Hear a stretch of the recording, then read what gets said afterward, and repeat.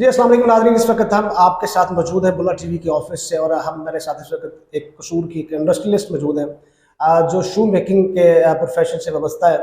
मैं जानना आज इनसे ये चाहूँगा, बल्कि ये हमारा ये सवाल आज बनता ये है कि मुल्की हालात जो इस वक्त बन चुके हैं उसमें सारे सेक्टर, टेक्सटाइल सेक्टर हो, इंडस्ट्री, हर किस्म की इंडस्ट्री लाइक शू इंडस्ट्री है या जो बहुत सारी इंडस्ट्रीज इस वक्त जवाल पजीर हो चुकी हैं।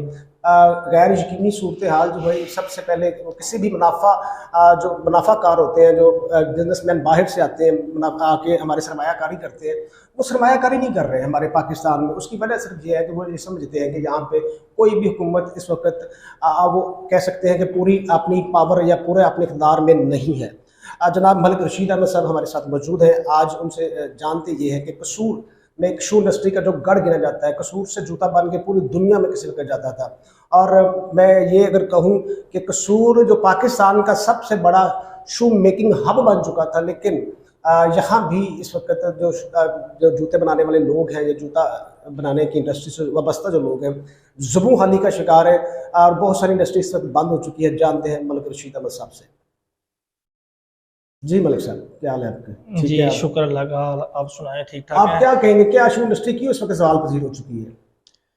इमरान भाई, ये जो हमारी हुकूमत की पॉलिसियां है ना कि दूसरा मैं आगे आ जाऊं, मैं आगे आ जाऊं, मेरी कुर्सी हो जाए, वो कह रहा है मेरी कुर्सी हो जाए, तो इसकी वजह से महंगाई का ना जो रुझान है बहुत ज़्यादा हो गया है। हमारा ये जूतों का काम इतना अच्छा था कि इसकी मिसाल नहीं है। कसूर वाले जो है ना, ये जूते की लिहाज से ना बहुत आगे चले गए थे और अल्हम्दुलिल्लाह हमने तरक्की की है, हमने एक नाम बनाया है।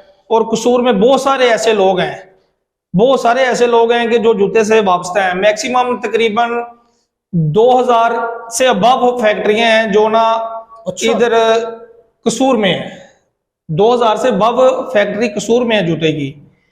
लेकिन अभी बहुत सारे तकरीबन 2000 में से मैक्सिमम आई थिंक कुछ 200 कारखाना खुला होगा, 200 फैक्ट्री खुली होगी, बाकी सारे क्लोज हैं। उसकी वजह महंगाई है। नहीं, महंगाई तो ओवरऑल हुई ना। आप फरमा रहे हैं कि 2000 में से सिर्फ 200 फैक्ट्रीज इस वक्त काम कर रही है। और नाज़रीन, अगर ये सोचा जाए तो ये 10% बनता है इस फिगर से। अगर हम मैथमेटिकली इसको सोचें तो ये 10% फैक्ट्रीज इस वक्त खुली हैं, बाकी 90% जो शू मेकिंग फैक्ट्रीज थी वो कसूर में बंद हो चुकी हैं। जी इमरान भाई, मैं वही बताना चाह रहा हूँ ना कि पहले हम लोग एक जूता सप्लाई करते थे 500 रुपए का, उस पर हमारा खर्च आता था 400 रुपए। तो अभी वो जूता हमें घर 700 रुपए का पड़ रहा है। तो जब हम वो शॉप वाले को कहते हैं कि भाई हमने ये 800 का देना है, तो वो हमें यही कहता है कि भाई 500 का तो आप देते थे, आप अब हम महंगाई हो गई है 600 का दे दें। लेकिन वो हमें 700 का घर पड़ रहा है, तो हम उसको कैसे दे दें 500 का या 600 का? इसकी एक और वजह मलिक साहब, मैं ये जो मुझे सुनने में आया और मेरे इल्म में है कि चाइना जो है उसको इस वक्त पाकिस्तान में बहुत ज़्यादा जूता बना के सप्लाई कर रहा है। हर किस्म के लेदर का, प्लास्टिक का, हर तरह का जूता वो पाकिस्तान में सप्लाई कर रहा है। और वो पाकिस्तान में पहुंच के वो हम इंपोर्ट करते हैं, इंपोर्ट के जो टैक्सेशन जो सारी होती है वो भी पे करते हैं।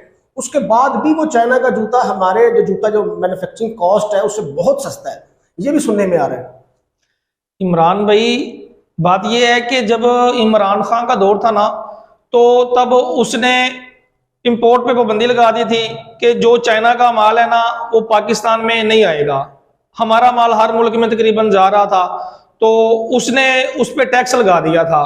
अगर एक मिसाल है, चाइना का जूता इधर हम 2000 रुपए में हमें मिल रहा है ना, तो उस पर 1200 रुपया एक जूते के ऊपर दूसरा सेल टैक्स लगा हुआ है, तो वो 3200 रुपए का पड़ जाएगा। तो 2000 के जूते में 1200 का टैक्स कोई भी बंदा नहीं देगा। इसीलिए हमारे जूते की वैल्यू बहुत ज्यादा थी। अच्छा, यानी कि आपका ये मानना या आपका ये कहना है कि बाकी इमरान खान जो पीटीआई की हुकूमत जो गुज़श्ता गुजरी है, उन्होंने आपको सारी शू मैन्युफैक्चरिंग का जो वो जो एक्सपोर्ट का टैक्सेशन थी वो माफ़ कर दी थी? हाँ जी, उन्होंने वो माफ़ कर दी थी। और उन दिनों में हालात कारोबार के बहुत अच्छे थे। जब उससे पहले दूसरा नवाज शरीफ का दौर था तब भी बहुत अच्छे थे, लेकिन इमरान खान के दौर में भी कारोबारी हालात बहुत अच्छे थे। लेकिन इनका ये पकड़ दक्कड़ इनको अपनी बड़ी हुई जब से पीडीएम की ये कहीं का रोड़ा, भानुमति ने कुंभा जोड़ा। भानुमति अब कौन है ये सब जानते हैं, भानुमति कौन है। यानी कि जब से पीडीएम आई है तब से मुल्क के हाँ बस ऐसा ही है इमरान भाई, जब से ये पीडीएम आई है वो इमरान खान के पीछे लगी हुई है, इमरान खान उनके पीछे लगा हुआ था। हालांकि मेरे ख्याल में मैं सियासत से इतना मेरा दिलचस्पी नहीं है मुझे, लेकिन मैं कह रहा हूं कि इमरान खान अगर आया था ना, उसको भी चाहिए था कि उन्होंने जो कुछ भी कर लिया, अगर वो ईमानदार अपने आप को कह रहा है तो उसको चाहिए था उनको उनके हालात में छोड़ देता, वो मुल्क को संवारता। उसने उसको पकड़ो, उसको छोड़, उसको पकड़ो, उस पे ये कर, ये नहीं सही है। यानी मकसद बात यह है कि कोई भी हुकूमत जो है ना वो अपनी पकड़ दकड़ या अपने जाती अनाद या दुश्मनी जो है या नवाजने की कुछ जो शरह होती है वो हमेशा अपने उस पर गौर रखते हैं। बाकी अवाम का कोई नहीं सोचता, अवाम का पुरसाने हाल कोई नहीं है, अवाम के लिए कोई यहाँ पे कानून साजी नहीं होती, अवाम के लिए कोई टैक्सेशन का अमल यहाँ पे नहीं है। अवाम के लिए जो चीज़ इस वक्त जो मौजूदा बजट है, अगर हम उस पर बात करें नाज़रीन, तो हाल ये है कि तालीम के लिए बजट कितना है? आप समझते हैं कि ये इनफ है? क्या हमारे शऊर, हमारी आने वाली नस्लों के जो लेवल है वो सतही लेवल जो है इल्मी सतह का, वो यही रहेगा जब तक हमारे लिए इल्म के दरवाजे नहीं खोले जाएंगे? जब तक अगर मैं ये कहूँ तो शायद मैं गलत नहीं हूँ, अगर बजट के जो हमारा दफाई बजट है उसमें से कोई 200-400 अरब रुपया अगर तलीम पे खर्च कर लिया जाता तो शायद दिफा हमारा अल्हम्दुलिल्लाह स्ट्रॉन्ग है, इसमें हमें मजीद मेरा ख्याल नहीं कि इन्वेस्टमेंट की जरूरत। अच्छा, एक और चीज़ है जो मेरे इल्म में आई है, सबसे ज़्यादा 86 अरब या पता नहीं कितने फिगर है जो भी है, वो रखा ये गया है, वो जो आर्मी के लिए रखा गया, उसमें जो आर्मी के रिटायर्ड शुदा लोग हैं, जो उनकी पेंशनर्स हैं, यानी कि जो हैं वो वाला बजट इसमें शामिल नहीं है। वो फिर आपके टैक्स से दोबारा आपके जो बजट है, आपका आवाम का जो बजट है, उसी में से लिया जाएगा। तो बात यह है सेहत पे और तलीम पे बजट मुख्तस करना चाहिए। ऐसा कोई कानून साज हमारे मुल्क में आना चाहिए, ऐसा कोई मजबूत लीडर हमारे मुल्क में आना चाहिए तो जो कानून साजी कर सके। यार मैं ये समझता हूँ, देखिए आप भी नाज़रीन आप ये समझते हैं कि आइन जो 1973 का वो ये हमें कहता है कि जब तक 2/3 अक्सरियत किसी पार्टी को हासिल नहीं होती वो किसी किस्म की मेजर कानून साजी नहीं कर सकता। अच्छा, 98 में हमने देखा कि 96 में नून लीग की जब हुकूमत आई तो वाहिद आज 70-80 सालों में वाहिद हुकूमत वो थी जो 2/3 मेजोरिटी के साथ हमारे नक्शे में नमूदार हुई थी, लेकिन उसको भी काम नहीं करने दिया गया। उसको भी आपने देखा एक वक्त आया, एक डिक्टेटर आया और उसने आकर शब खून मार के उस हुकूमत का खात्मा कर दिया। बात मलिक साहब से जारी रखेंगे, हाजिर होते हैं एक वक्फे के बाद।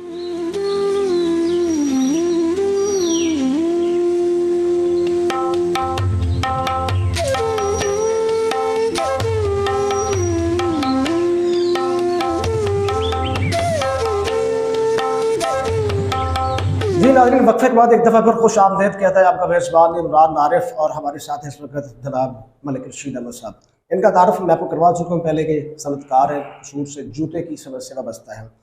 हम बात कर रहे थे बजट में, जो हालिया बजट 2023 जो पेश किया गया, उसमें हमारे लिए एक आम आदमी के लिए एक अमूम जिसे कहा जाता है, या जैसे हमारे जैसे लोग सारे हैं जो अशराफिया में शामिल नहीं है, उनके लिए हमारा बजट कैसा है, हमारे लिए हमारे बजट में क्या हिस्सा रखा गया है। अच्छा, बात ये कही जाती है कि हमारे जो आवाम है वो टैक्स पे नहीं करती, जबकि मेरा ये मानना या ये जानना है कि मैं ये कह सकता हूँ कि झोंपड़ी में बैठा हुआ बंदा भी इस वक्त आपको किसी ना किसी हालत में टैक्स पे करता है, क्योंकि ग्रोसरी की जितनी आइटम्स हैं, जितनी आप कोई मोबाइल यूज़ करता है वो भी टैक्स दे रहा है, जो आप बिजली इस्तेमाल कर रहे हैं आप फिर भी टैक्स दे रहे हैं, आप हर महकमे को किसी ना किसी मद में टैक्स पे करते हैं।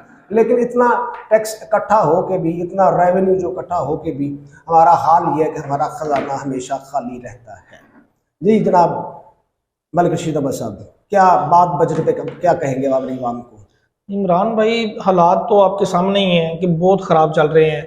अभी जो हुकूमत ने ये बजट बोला है उसमें उन्होंने गवर्नमेंट के जितने भी हैं लगा लें आप, दूसरा डॉक्टर का तो खैर अभी तक बजट मेरे ख्याल में बोला नहीं है, ये अपनी अफवाज है या वापडा वाले हैं या कोई भी यानी कि सरकारी मुलाजिम है, उनकी उन्होंने 35% ना जो है सैलरी इंक्रीज की है, ठीक है ना। जो रिटायर्ड हो गए हैं उनकी 17% की हुई है।